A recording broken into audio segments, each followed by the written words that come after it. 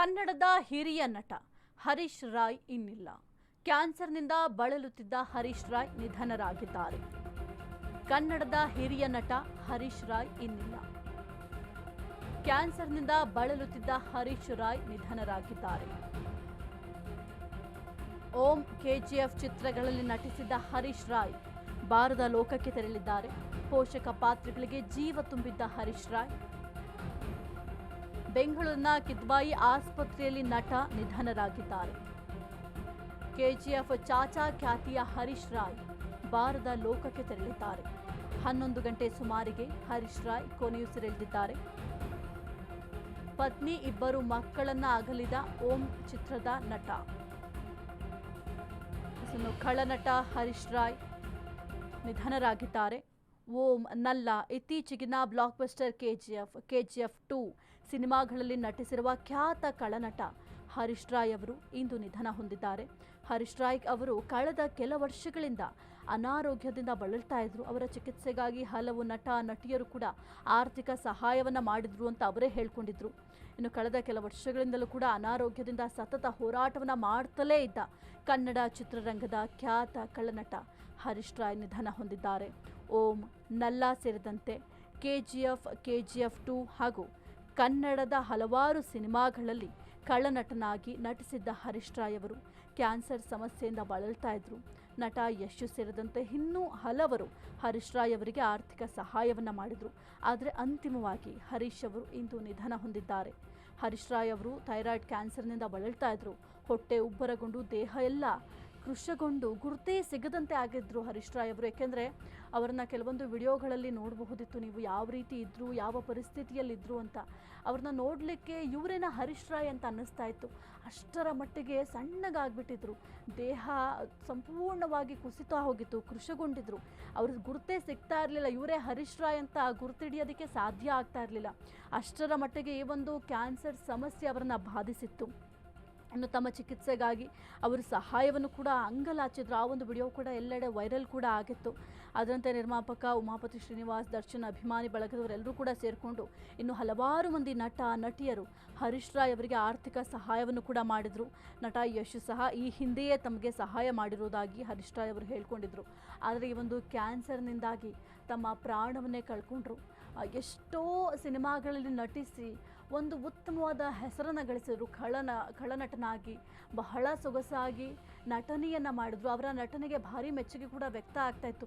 ಈ ಒಂದು ಪಾತ್ರಕ್ಕೆ ಇವರೇ ಸೂಟ್ ಆಗ್ತಾರೆ, ಖಳನಟನಾಗಿ ಇವರೇನಾದರೂ ಪಾತ್ರವನ್ನು ಮಾಡಿದ್ರೆ ಈ ಒಂದು ಸಿನಿಮಾ ಸಕ್ಸಸ್ ಆಗುತ್ತೆ ಅಂತ ಕೂಡ ಯೋಚನೆ ಮಾಡಬಹುದಾಗಿತ್ತು. ಅಷ್ಟರ ಮಟ್ಟಿಗೆ ಸಿನಿಮಾದಲ್ಲಿ ತಮ್ಮ ನಟನೆಯ ಮೂಲಕ ಅವರು ತಮ್ಮನ್ನು ತಾವು ಪ್ರೂವ್ ಮಾಡ್ಕೊಂಡಿದ್ರು. ಇನ್ನು ಸಾಕಷ್ಟು ಒಳ್ಳೆಯ ಸನ್ನಡತೆ ಹೊಂದಿದ್ದ ನಟ ಅಂತ ಕೂಡ ಅವರ ಜೊತೆ ಅಭಿನಯಿಸಿದ ಅಥವಾ ಅವರ ಜೊತೆ ಇದ್ದಂತಹ ಅವರು ಹೇಳ್ತಾ ಇದ್ರು. ಆದರೆ ಇದೀಗ ಅವರು ತಮ್ಮ ಹೆಂಡತಿ ಮತ್ತು ಮಕ್ಕಳನ್ನು ಬಿಟ್ಟು ಬಾರದ ಲೋಕಕ್ಕೆ ತೆರಳಿದ್ದಾರೆ. ಕೆಜಿಎಫ್ನಲ್ಲಿ ಚಾಚಾ ಖ್ಯಾತಿಯ ಹರೀಶ್ ಅವರು, ಯಾಕೆಂದರೆ ಕೆಜಿಎಫ್ ಸಿನಿಮಾದಲ್ಲಿ ನೀವು ಗಮನಿಸಬಹುದು, ಚಾಚಾ ಖ್ಯಾತಿಯಲ್ಲಿ ಅಂದರೆ ಚಾಚಾ ಪಾತ್ರವನ್ನು ಯಾವ ರೀತಿ ಮಾಡಿದ್ರು ಅಂತ ಬಹಳ ಫೇಮಸ್ ಆಗಿತ್ತು. ಎಲ್ಲರೂ ಕೂಡ ಆ ಒಂದು ಕೆಜಿಎಫ್ ಸಿನಿಮಾ ಆದ ನಂತರ ಅವ್ರನ್ನ ಕೆಜಿಎಫ್ ಚಾಚಾ ಅಂತ ಗುರುತಿಸ್ತಾ ಇದ್ರು. ಅಷ್ಟರ ಮಟ್ಟಿಗೆ ಹೆಸರುವಾಸಿಯಾಗಿದ್ದರು. ನಮ್ಮ ನಟನೆಯ ಮೂಲಕವೇ ತಮ್ಮನ್ನು ಗುರುತು ಹಿಡಿಯುವಂತೆ ಮಾಡಿದ್ರು. ಆದರೆ ಒಂದು ಕ್ಯಾನ್ಸರ್ ಅನ್ನೋದು, ಥೈರಾಯ್ಡ್ ಕ್ಯಾನ್ಸರ್ ಇತ್ತಲ್ಲ, ಆ ಒಂದು ಥೈರಾಯ್ಡ್ ಕ್ಯಾನ್ಸರ್ ಅವರದ್ದು ಗುರುತು ಸಿಗದಂತೆ ಆಗಿತ್ತು. ಅವರ ದೇಹವನ್ನು ನೋಡಲಿಕ್ಕೆ ಸಾಧ್ಯ ಆಗ್ತಾ ಇರಲಿಲ್ಲ. ಇವರೇನಾ ಅವರು ಅಂತ ಅನ್ನಿಸ್ತಾ ಇತ್ತು. ಅಷ್ಟರ ಮಟ್ಟಿಗೆ ಬಾಧಿಸಿತ್ತು ಆ ಒಂದು ಕ್ಯಾನ್ಸರ್. ಈ ಕುರಿತು ಮಾತನಾಡಲಿಕ್ಕೆ ನಮ್ಮ ಪ್ರತಿನಿಧಿ ರವಿ ಅವರು ಲೈವ್ನಲ್ಲಿ ಜಾಯ್ನ್ ಆಗಿದ್ದಾರೆ. ನಿಜಕ್ಕೂ ಬೇಜಾರಾಗುತ್ತೆ ಈ ಒಂದು ವಿಚಾರ. ಖ್ಯಾತ ನಟ ಹರೀಶ್ ರಾಯ್ ಅವರು ಖಳನಟನಾಗಿ ಸಾಕಷ್ಟು ಪಾತ್ರಗಳನ್ನು ನಿರ್ವಹಿಸಿದ್ದಾರೆ. ಬಹಳ ಹೆಸರುವಾಸಿಯಾಗಿದ್ರು. ಕೆಜಿಎಫ್ ಸಿನಿಮಾ ಮೂಲಕ ಚಾಚಾ ಅಂತಲೇ ಗುರುತಿಸ್ತಾ ಇದ್ರು. ಆದರೆ ಈ ಒಂದು ಕ್ಯಾನ್ಸರ್ ಅವರ ಪ್ರಾಣವೇ ಬಾರದ ಲೋಕಕ್ಕೆ ತೆರಳುವಂತಾಯಿತು. ಏನೆಲ್ಲ ಅಪ್ಡೇಟ್ಸ್ ಇದೆ ರವಿ ಈ ಕುರಿತು? ಸಾಹಿತ್ಯ, ಯಾಕಂದರೆ ಕೆಜಿಎಫ್ ಸಿನಿಮಾ ಮೂಲಕವಾಗಿ ಕೆಜಿಎಫ್ ಚಾಚಾ ಅಂತಲೇ ಸಾಕಷ್ಟು ಹೆಸರನ್ನು ಪಡೆದಂತಹ ನಟ ಅಂತಲೇ ಹೇಳ್ಬೋದು. ಸಾಕಷ್ಟು ವರ್ಷಗಳಿಂದ ಸ್ಯಾಂಡಲ್ವುಡ್ನಲ್ಲಿ, ಕನ್ನಡ ಚಿತ್ರಗಳಲ್ಲಿ ಸಾಕಷ್ಟು ಪಾತ್ರಗಳ ಮೂಲಕವಾಗಿ ಮನಸೆಳೆದಂತಹ ಒಂದು ಅದ್ಭುತ ಕಲಾವಿದ ಅಂತಲೇ ಹೇಳ್ಬೋದು. ಬಟ್ ಇವತ್ತಿನ ಬೆಳಗಿನ ಜಾವ 11 ಗಂಟೆಗೆ ಸುಮಾರಿಗೆ ಕಿದ್ವಾಯಿ ಹಾಸ್ಪಿಟಲಲ್ಲಿ ಕೊನೆಯುಸಿರೆಳೆದಿರುವಂಥದ್ದನ್ನು ನಾವು ಕಾಣ್ತಾ ಇದ್ದೀವಿ. ಬಟ್ ಎಲ್ಲೋ ಒಂದು ಕಡೆ ನೋಡುವಂಥದ್ದಾದರೆ ಸಾಕಷ್ಟು ವರ್ಷಗಳಿಂದ ಕೂಡ ಕ್ಯಾನ್ಸರ್ ರೋಗದಿಂದ ಬಳಲ್ತಾ ಇದ್ದರು ಹರೀಶ್ ರಾಯ್ ಅವರು. ತದನಂತರದಲ್ಲಿ ಕೂಡ ಕನ್ನಡ ಚಿತ್ರರಂಗದಲ್ಲಿ ಸಾಕಷ್ಟು ಸ್ಟಾರ್ಗಳು ಕೂಡ ಅವರಿಗೆ ಸಹಾಯ ಹಸ್ತವನ್ನು ನೀಡಿದರು ಅಂತಲೇ ಹೇಳ್ಬೋದು. ಯಾಕಂದರೆ ಶಿವಣ್ಣರಾಗಿರ್ಬೋದು, ಈ ಕಡೆ ಧ್ರುವ ಸರ್ಜಾ ಅವರಾಗಿರ್ಬೋದು, ಸಾಕಷ್ಟು ಕಲಾವಿದರು ಕೂಡ ಅವರಿಗೆ ಸಹಾಯವನ್ನು ಮಾಡಿದರು. ಬಟ್ ಎಲ್ಲೋ ಒಂದು ಕಡೆ ಅವರ ಒಂದು ಅನಾರೋಗ್ಯದ ಸ್ಥಿತಿ, ಅವರ ಒಂದು ಕ್ಯಾನ್ಸರ್ ಆಗಿರುವಂಥ ಒಂದು ಸ್ಥಿತಿ ಇರಬಹುದು. ಸೊ ಒಂದು ವಿಚಾರವಾಗಿ ಯಾಕಂದರೆ ಇಬ್ಬರು ಮಕ್ಕಳಾಗಿರ್ಬೋದು, ಹೆಂಡತಿಯನ್ನು ಇವತ್ತನ್ನು ಅಗಲಿರುವಂಥದ್ದು ನಿಜಕ್ಕೂ ಎಲ್ಲ ಒಂದು ಕಡೆ ಅಭಿಮಾನಿಗಳಿಗಾಗಿರ್ಬೋದು ಮತ್ತು ಕನ್ನಡ ಚಿತ್ರರಂಗಕ್ಕೆ ಒಂದು ಎಲ್ಲ ಒಂದು ಕಡೆ ಒಂದು ಲಾಸ್ ಅಂತಲೇ ಹೇಳ್ಬೋದು ಸಾಹಿತ್ಯ. ಓಕೆ ರವಿ, ಇನ್ನು ಸಹ ಕಲಾವಿದರ ಜೊತೆ ಇವರು ಯಾವ ರೀತಿ ಇರ್ತಾ ಇದ್ರು? ಯಾಕೆಂತಂದರೆ ಅವ್ರನ್ನ ನೋಡಿದ್ರೆ ಬಹಳ ಒಂದು ಸುಂದರ ಸ್ವಭಾವ ಅಂತ ಹೇಳ್ಬೋದು. ಸೊ ಎಲ್ಲರ ಹತ್ರ ಕೂಡ ಬಹಳ ಸುಂದರವಾಗಿ ಮಾತನಾಡ್ತಾ ಇದ್ರು, ಎಲ್ಲರ ಜೊತೆ ನಗ್ನಗ್ತಾ ಮಾತನಾಡ್ತಾರೆ. ಸಿನಿಮಾದಲ್ಲಿ ಮಾತ್ರ ಕಳ್ಳನಟನ ಪಾತ್ರವನ್ನು ಮಾಡ್ತಾ ಇದ್ರು ಅಂತ ಎಷ್ಟೋ ಜನ ಹೇಳಿದ್ದಾರೆ. ಇನ್ನು ಸಹ ಕಲಾವಿದರ ಜೊತೆ ಯಾವ ರೀತಿ ಇರ್ತಾ ಇದ್ರು, ಜೊತೆಗೆ ಅವರ ಫ್ಯಾಮಿಲಿಯವರು ಈಗ ಯಾವ ಪರಿಸ್ಥಿತಿಯಲ್ಲಿದ್ದಾರೆ? ಯಾಕೆಂದರೆ ಒಬ್ಬ ಇಂತಹ ಅದ್ಭುತ ನಟನನ್ನು ನಮ್ಮ ಸ್ಯಾಂಡಲ್ವುಡ್ ಕೂಡ ಕಳ್ಕೊಂಡಿದೆ. ಸ್ಯಾಂಡಲ್ವುಡ್ನವ್ರು ಏನು ಹೇಳ್ತಾ ಇದ್ದಾರೆ ಈ ಒಂದು ವಿಚಾರಕ್ಕೆ ಸಂಬಂಧಪಟ್ಟಂತೆ?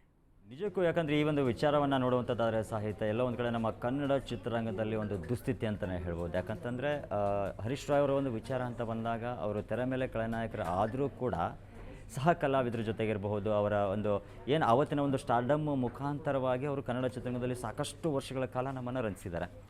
ಬಟ್ ಈ ಒಂದು ವಿಚಾರ ಯಾಕಂದರೆ ಎಷ್ಟೋ ಕಲಾವಿದರನ್ನು ನಾವು ಇತ್ತೀಚೆಗೆ ನೋಡ್ತಿರುವಂಥದ್ದು ಇರ್ಬೋದು, ಎಲ್ಲೋ ಒಂದು ಕಡೆ ಒಂದು ಆರ್ಥಿಕವಾಗಿ ಕುಗ್ಗಿರುವಂಥದ್ದು ಇರ್ಬೋದು.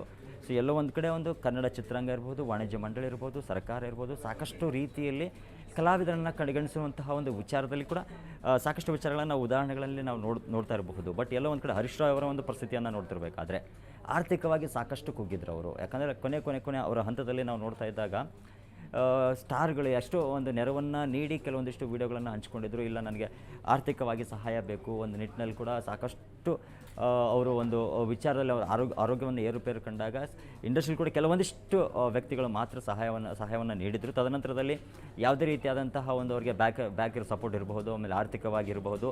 ಸೊ ಆರ್ಥಿಕವಾಗಿ ತುಂಬ ಎಲ್ಲ ಒಂದು ಕಡೆ ಹಿಂದುಳಿದ್ರು ಅಂತ ಹೇಳ್ಬೋದು ಸಾಹಿತ್ಯ ಈ ಒಂದು ವಿಚಾರದಲ್ಲಿ. ಓಕೆ, ಥ್ಯಾಂಕ್ ಯು ರವಿ ನಿಮ್ಮೆಲ್ಲ ಮಾಹಿತಿಗಾಗಿ.